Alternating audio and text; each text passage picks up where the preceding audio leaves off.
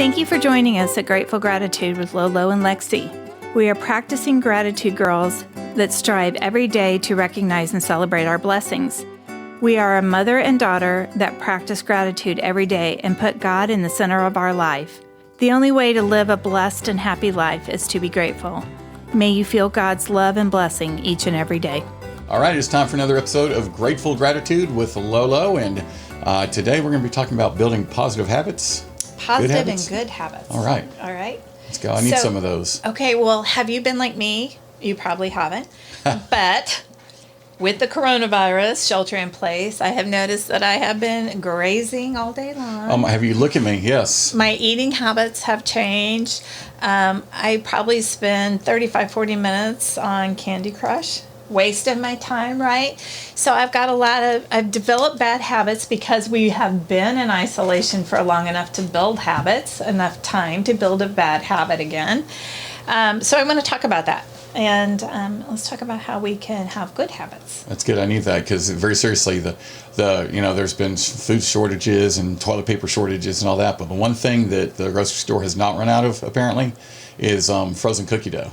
Gosh. So when you're sheltering in place, first of all, you're eating poorly. But the other thing, when I'm in my place alone, you know what I'm doing? I'm laying around. I'm not doing anything active. Right. So let's build some good habits. Yeah, and just to build on that, I noticed too, when we were doing networking and stuff, we were walking, we were standing, yes. We were moving constantly, and now I'm very sedentary, I will say. Mm-hmm. So habits are formed with consistent small steps. That's the first thing to know. We are not going to build a habit overnight. We're not going to go to bed and say, you know what, tomorrow I'm going to eat better, and all of a sudden we eat better. It's a constant struggle for a while that we have to keep reminding ourselves that we're going to change to this habit. Yeah. Okay. So we become what we repeatedly do. So I'm really bad between 3 and 4 o'clock. I have that sweet, salty time.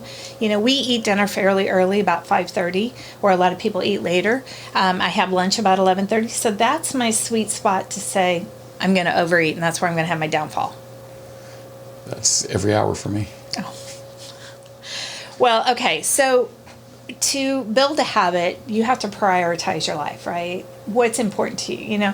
I'm 55 now. I need to eat well, not add extra weight, so I become diabetic. That should really be my motivation, right? There's diabetes in my family, and there's not heart disease, but there have been many heart surgeries due to diet, which, you'd think, oh, okay, you must have congestive heart failure, you must have something. It's all diet related. Yeah. So that's 2 big red flags for me, right? That I should eat better. So we need to prioritize our lives. Do you rise and whine, or do you rise and shine? Are you grateful first thing in the morning, or are you complaining? So that can set the whole day off. But if we get up every day and complain and moan, it's very hard to go back to be grateful in the morning. Here's my thing. Do I eat junk food or unhealthy food? I will say processed food, unhealthy processed food. And am I saying, I'm going to go ahead and eat this. I'll eat better tomorrow. Am I constantly postponing it? Because we all know what you're supposed to do. We all know what we're supposed to eat. Yeah. We all know the things we're supposed to do in life. Right. It's just a matter of doing them. And not putting them off and not doing exactly what you said, which everyone does, is, oh, you know what, I'm going to eat this now and I'll get better tomorrow. Or I'm going to read my devotional tomorrow. Yeah. Instead of, I know I should wake up and read the devotional so that I do rise and shine. Right. But you know what, I don't feel like doing it today. I'll just read 2 tomorrow. Right. And what that does is that puts that good habit off. You're just postponing it and postponing it. I think Oprah may have said this. She's my hero, Don't make tomorrow the enemy of today. Okay. And she didn't. I just made that up. There you go. All right. Well, here's another one. Especially now that we are sheltering in place, or we're only, out a little bit, we're not back to our full new normal. Are you sitting and shopping online? Are you saying, oh, you know what? I've got $500 open on my credit card, so I still have money to spend, instead of saying, I'm going to pay off my debt before I spend more. What's your habit? Greatest marketing in the world. Yes. This right here is an Amazon credit card.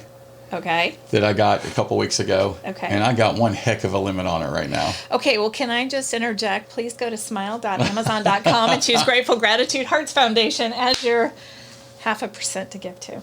No, I'm just kidding. But no, it's yeah, absolutely. Online shopping is, Yeah. and that's something I've been fighting because it's easy. Me too, and it's boredom. We're filling our time with things that aren't good habits. And really, what more do we need? What do we need to buy?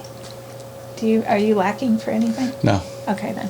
No. I'm Me either. I'm lacking for space to put the things that I bought. Yeah.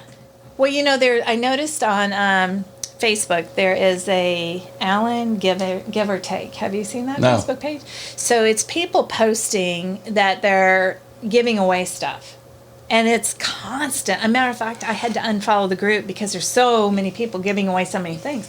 But then you see every now and then someone who's in search of something, which is really why I kind of joined it, because I thought if I have something that they need, I'd help. Why put it out on the stoop like most people do and say free, and then whoever comes gets it. But anyhow, but that probably is because we have spent more than we probably necessarily needed. So in Galatians 6:7, do not be deceived. God is not mocked. For whatever a man sows, that he will also reap. So whatever habit you're doing, whether you're choosing a good habit or a bad habit, it's just planting the seed for what you're going to come across down the road. For example, eating bad food, extra weight, spending too much, high debt. The thing about good habits, and it's interesting to me because once you are committed to building that good habit and take the steps to do it, you look back on it and realize that was kind of pretty easy. At the time, you don't realize how easy it is. But after 4 or 5 weeks of not drinking Cokes, right, you realize, gosh, I didn't really need them. Yeah.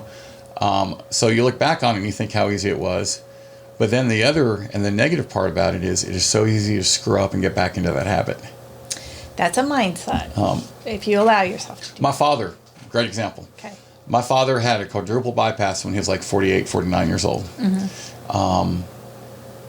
He had smoked all of his life. He quit smoking. Started walking, lost the weight, wasn't smoking. Didn't really act like he missed smoking too much. I came home from college one Thanksgiving, and he was smoking again. Wow. And I just looked at him. I said, "What are you doing?" Yeah. And he said, "All it takes is like one cigarette." He screwed up once, and then it just takes you back down that trail. Well, and that's kind of an addictive thing. Alcohol, drugs, smoking. Those are kind of a little bit different than a habit. I mean, they are a habit because you do it and you think, I ate my dinner, now I have to smoke a cigarette. But there's actually something chemically in the brain for addictions. And I learned that with my Okay, well, take it away from addictions. You eat your dinner, you eat your healthy dinner, and you think, you know what, for the last 6 months I've just eaten really healthy. I'm going to have that cheesecake afterwards. Yeah. And then, I mean, the smallest thing can get you back into. True. So you've got to constantly be aware that, hey, don't get back in that bad habit. Yeah.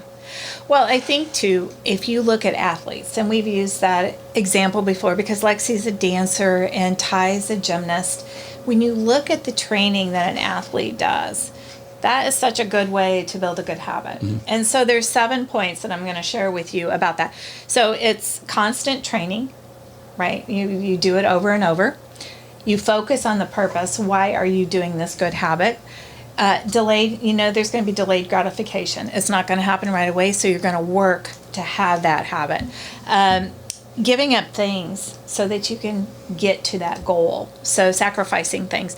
Self-control, that I can do this. I can do this, and nobody but myself can do it. The perseverance and the endurance. So that's how an athlete trains. And if we look at that the same way with a habit, it's kind of like there's a habit loop. It's the trigger that's going to trigger you to say, I need to eat well. There is the act that you're actually doing it. And then there's the reward that I've done it. It's a habit now. I'm healthier. Yeah. So that reward is so great too. Yeah. The rewards are great. We want it to be a good reward though.